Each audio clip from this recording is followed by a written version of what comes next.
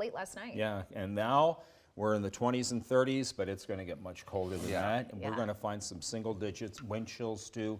And that's why we have the extreme cold warning. And we'll talk more about that as we get further into this weathercast. Yeah, I'll let Rich break the bad news to you. But let me show you what's going on when it comes to radar, because we're going to spend a lot of time watching radar today. I'll tell you, our Horseshoe Bay camera is showing a couple little raindrops there on the lens. That was the nice thing, is like the rain that we got yesterday was incredible. If we didn't have this cold air in place, I'd be, jumping up and down. But unfortunately, we do have the cold air in place. And right now, those raindrops are falling through that cold air, and that's why we have sleet and freezing rain west of I-35, whereas temperatures are still hovering just barely above freezing here in the I-35 corridor eastward. We don't expect that to stay that way. That's why the freezing rain is in place for the later part of today, once that cold air continues to settle in from the north. This is not just a Central Texas thing. Let me zoom you out, because here in Texas, we have a whole mess of snow, sleet, freezing rain. North Texas out towards northeast Texas. A lot of what the Houston metro is getting right now is just plain old rain and even some thunderstorms. Accumulating snowfall up in the Panhandle, West Texas, Lubbock area, getting some ice and snow. And look at this thing, actually stretches all the way through Tennessee. So a large storm with very big impacts across the southern tier states. As mentioned, temperatures will make or break who's seeing freezing wintry mix and who's just seeing rain. And right now, because we're sitting at 34 and 35 here in Austin and Georgetown, we are looking at just rain continuing out in our eastern communities. Temperatures also in those mid to upper 30s. The winter storm warning already in place. This is with us through tomorrow lunchtime. That's when it's set to expire at noon. Up to a quarter of inch of ice is what we're anticipating. That's why that winter storm warning is in place. And that extreme cold warning that Rich hinted at is the fact that we've got very cold temperatures still to come. It's cold out there now, but it's nothing compared to where we're going. That warning kicks in 6 p.m. this evening, continues all the way through Monday. So we know that the cold is going to outlast some of this wintry mix. For more detailed look on the timing of that wintry mix, how cold we do get when it comes to next week, let's send things back over to Rich.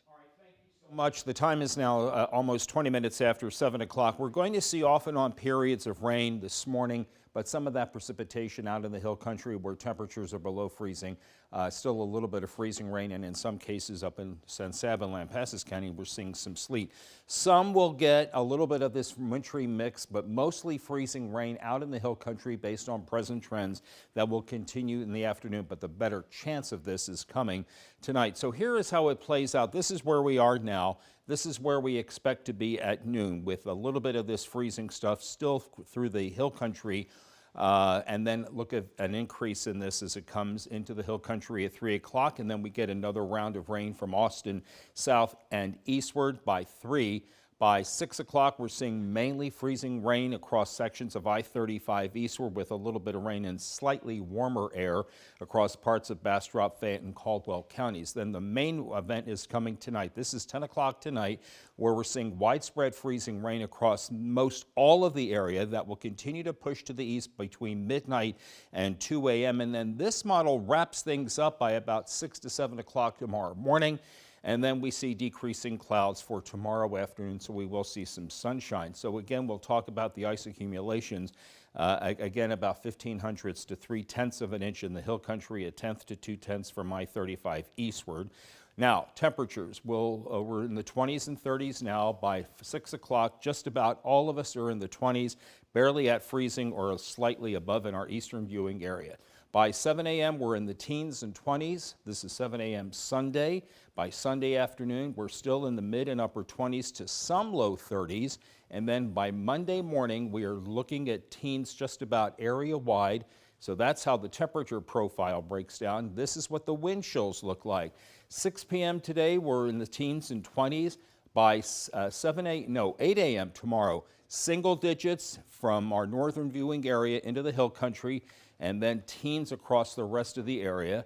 By 3 o'clock Sunday, we elevate up into mostly the teens and 20s, but we'll still have the strong winds and then lower wind speeds by Monday morning.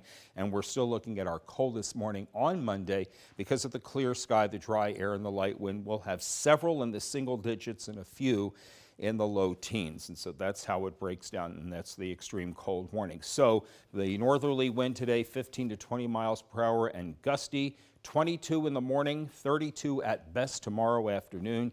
Low to mid-teens on Monday morning, 30s Monday afternoon, 40s Tuesday afternoon. But look at that Tuesday morning low too, just as cold as Monday, most in the teens.